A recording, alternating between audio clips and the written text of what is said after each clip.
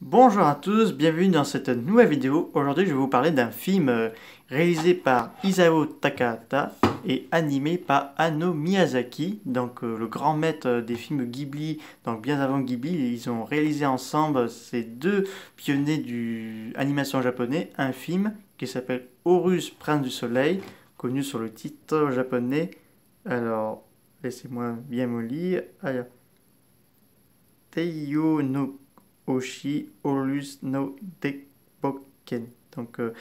Là, c'est Horus Prince du Soleil. Donc, c'est un film qui a été produit par la Toei. Donc, la Toei, pour ceux qui connaissent, qui connaissent ces studios, c'est le légendaire studio qui feront les Kamen Rider, les Super Sentai, alias Power Rangers, les Dragon Ball Z, les One Piece, et bien d'autres encore. Donc, mais avant de tout ça, bon, ils avaient fait déjà les séries de Tokusatsu pour concurrencer certaines d'autres productions.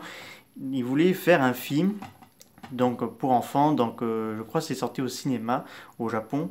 Donc, ils ont voulu faire Horus Prince du Soleil. Donc là, le réalisateur Isao Takahata et avec son acolyte Hayao Miyazaki. Il faut savoir que Hayao Miyazaki était le mentor de Isao Takahata.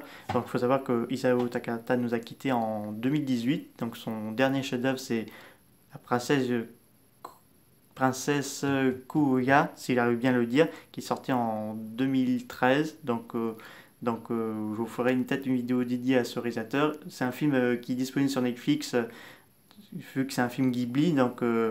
Repose en paix Isao Takahata. Donc, ils vont réaliser ensemble Horus, Prince du Soleil en 1968. Donc, c'est une année beaucoup chargée parce que les productions japonaises sont en train de faire des gros projets de films.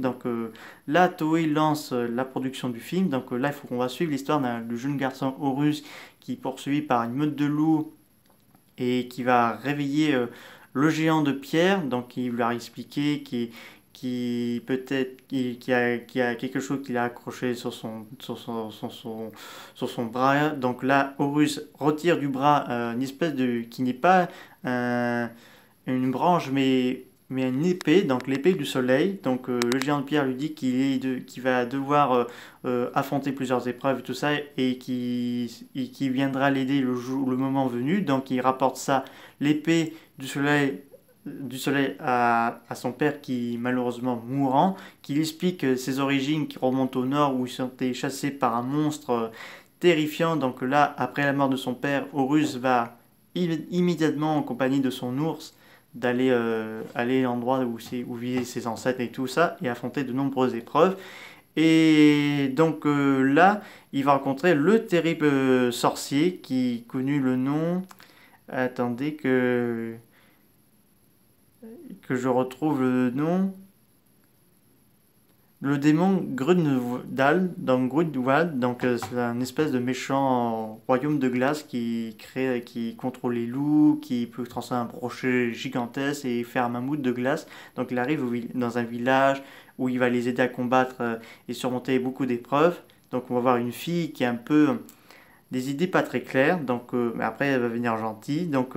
Ce film, et quand même un joli bijou. Je vous conseille de regarder ce film. C'était un jalon de l'histoire du cinéma mondial, Le Monde, avec 4 étoiles. Pierre, fondation de l'animation japonaise positive avec 5 étoiles. Et un petit bijou, les Incompatibles, 4 étoiles également. Je l'ai acheté pour ce Noël de 2020. Je l'ai bien apprécié. C'est un bon film et tout. C'est excellent. C'est rare d'avoir une belle animation les images n'ont pas l'air bien vieillir, c'est vraiment génial. Il faut savoir que le film était sorti au cinéma au Japon et que le film n'a pas eu le succès tant espéré de Hayao Miyazaki et d'Isao Takahata parce il y a certaines parties du film, peut-être ça n'était pas tout à fait terminé, ils avaient espéré travailler un peu plus, c'est dommage, mais il faut savoir que la Toei avait de la concurrence parce qu'il faut savoir que la Toei avait lancé Destroy Monster, toute la bestiaire de Godzilla qui avait fait un carton au Japon mais aussi à l'international. Et Ladaïe a lancé Gamera vs Virage qui sera apparemment un succès assez réussi. Là, pour Horus Prince du Soleil, ça n'atteindra pas les mêmes sommes que les deux films de Kaiju Ega mais ça n'est pas au moins c'est un bon film à regarder parce que au niveau des couleurs, c'est vraiment super. C'est signé Hayao Miyazaki qui fera plus tard des films, parce qu'il a fait Hayao Miyazaki quelques épisodes de Lupin, euh, de, de, de, de Monkey Punch dans les années 70. Et après, il va faire la saison 2 de Lupin. Et après, il va faire Nausicaa de la vallée du vent de 1984 qui sera un plus gros chef-d'œuvre de sa carrière. Donc voilà, donc Horus c'est quand même un bon film, je vous le conseille parce que j'ai l'ai extrêmement aimé. En tout cas, c'est mieux que ce film qu'un film Disney personnellement que tandis que là, les films Disney, c'est pas pour moi bof, pour moi c'est bof bof. Certains films, beaucoup les films Disney et Pixar. Donc celui-là, ça vaut mieux ça qu'un film Disney personnellement. Donc là, c'est pas un prince charmant qui va délivrer une princesse contre un dragon, quelque chose comme ça. Là, il va délivrer le peuple de la tyrannie, d'un être malveillant.